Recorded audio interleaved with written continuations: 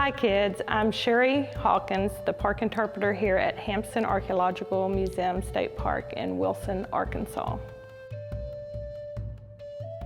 Here at Hampson, it is our job to protect, exhibit, and research the artifacts that we have on display that were discovered by Dr.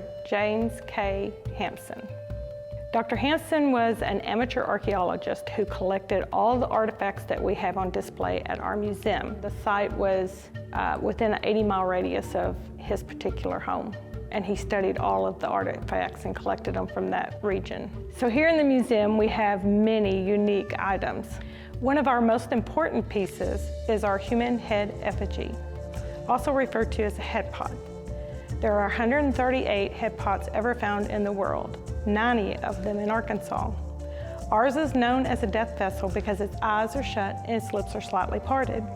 It also has an engraved upside-down bird band over its left eye. It would have been used during burial ceremonies.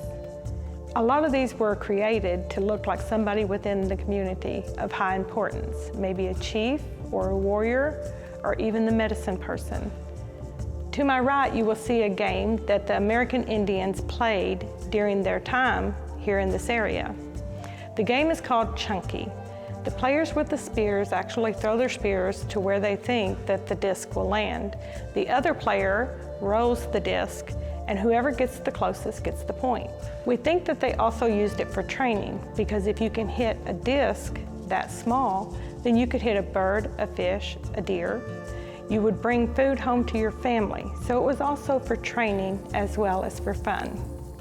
Here at the museum, we not only have items on display, but we also have a lab where we do research and restoration. In the lab, we will research the dates of how old a pot is, or also maybe where it was found. Another thing we do is putting them back together. And to put them back together, we use schoolhouse glue. Let's take a look at where they might have lived. The house that you see behind me is actually one of the house structures. It would have been made out of river cane and mud. The river cane would have been referred to as wattle. The mud or clay would have been referred to as daub. They would have put up the wattle first and connected it to poles on four corners. Then they would have covered it in the mud clay mixture on the inside and outside of the houses.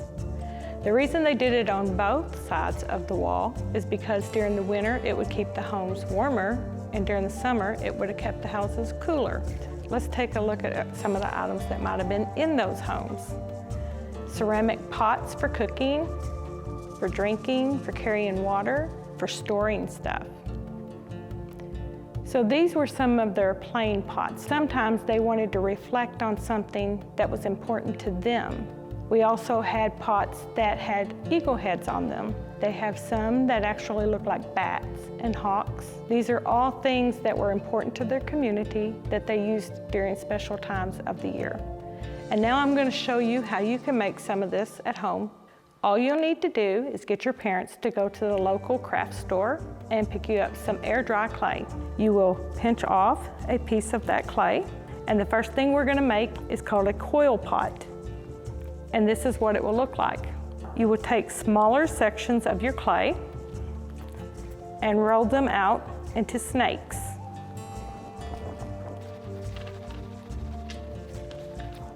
Once you get it the thickness you want it to be, you'll start coiling it, and then you gently pinch it together to where it sticks all together and there's no hose in between it.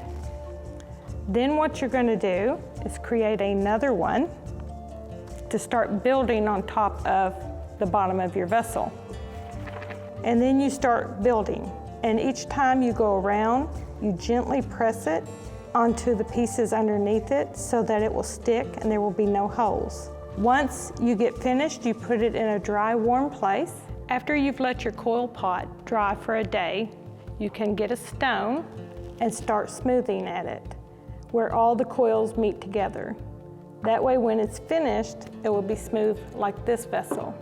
I want to thank you for joining us today, and I invite you to come visit us at Hampson Archeological Museum State Park. We have plenty to do. The museum is also interactive for students and children of all ages. Hope to see you soon.